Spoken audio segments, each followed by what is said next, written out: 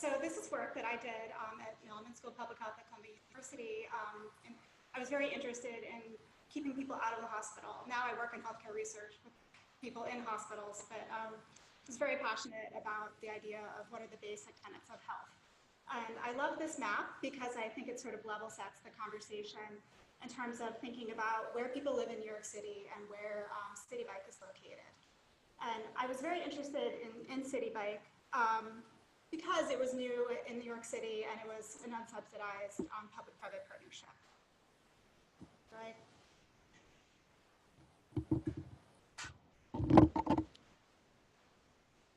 Sorry.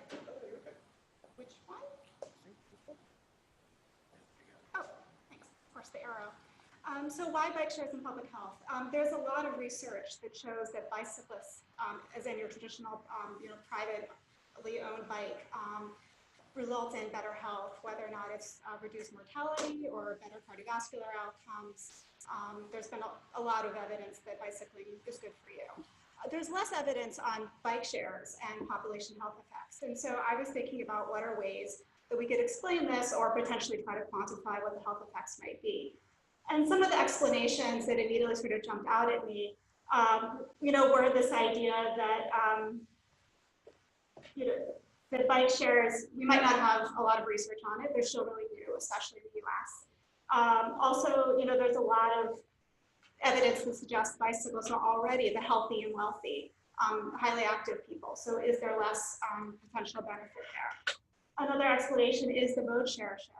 And when I first started looking at this, there was very little evidence on mode shift in New York City City Bike participation. So, people who had gone to City Bike, what had they been doing before? And from a public health perspective, we approach things from this idea of a fundamental causes theory. And it's this idea that socioeconomic status is sort of a fungible, resource, privilege that allows you to maintain your health. And any intervention is introduced into a system that doesn't take account of default socioeconomic conditions will either perpetuate or exacerbate existing health disparities. So I thought, well, can this explain City Bike and what we're seeing today and potentially reduce the health impacts?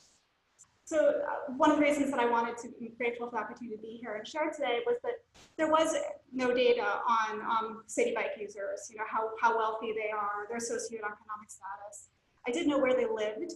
They generally live in census tracts near a City Bike station. So the idea that someone lives some other part of the city where there is no station and then travels into the city and uses City Bike seems to be pretty rare. But because the data was not available about the users, I thought, okay, I can do an ecological examination using the American Community Survey data and some other data that's available at the census tract level to look and understand what at this neighborhood level. And so I use census tracts as a proxy for neighborhoods. So this is some of my findings. So you can see, City Bike has grown a lot. The first chart is the bike share stations, and the chart at the bottom is the trip volume. I think the data for August is 1.8 million trips in a month. So it's really grown from its beginning. But you can see, the two bottom greens are actually the 95th and top percentile of income in New York City. And you can see it's still largely in New York City's wealthiest areas. And as it has grown in terms of access, where you see the red bar thickening on the top, the trip volume still remains very compressed in some of our more economically diverse neighborhoods. So this is all my study variables. And what I looked at was markers of socioeconomic status, like ethnic, race, and also income. Medicaid is a special marker of a group of population that tends to be very inactive, and also commute duration, and then the no participation in leisure time physical activity. So people who are participating, a census tract that has a 20% participation, reporting no participation in leisure time physical activity, it's a very active population.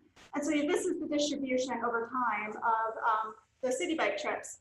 And you can really see that as you would expect, that City Bike trips are happening at baseline, where the majority of the city's population lives. So it is in the more dense areas, and it's linked with where more of our city's commuters lives.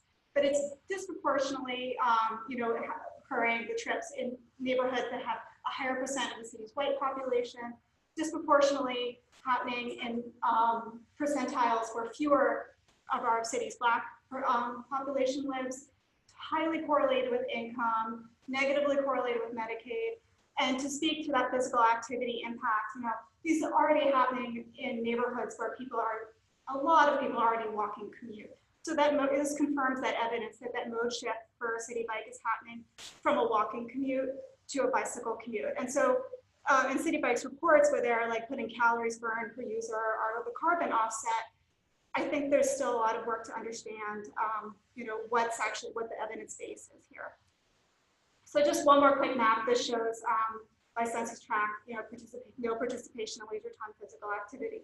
So in 2013, you can really see the white areas where that's our city's most active population, and they are the majority of trips. And as the City Bike has grown, we are beginning to reach out into communities that might offer greater public health impacts. So just a few discussion points. Obviously, this is an ecological cross-sectional study. I would urge that more research needs to be done in mode shift by socioeconomic status.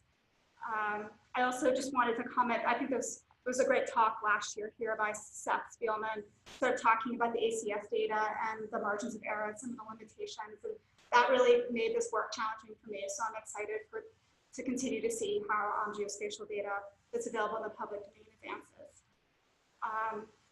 So I just wanted to acknowledge that, there are, of course, more proximal explanations for why we're seeing this distribution. Bike share lanes, safety, all these concerns do explain why we're seeing this bike share participation and access as it is in the world. But I think the sorting by socioeconomic status that we're seeing is what is potentially the public health effects conversation. And another piece of that is then to think about whether or not systems like City Bike should be subsidized, and if there's a public health policy argument to be made. So that's all. Thank you.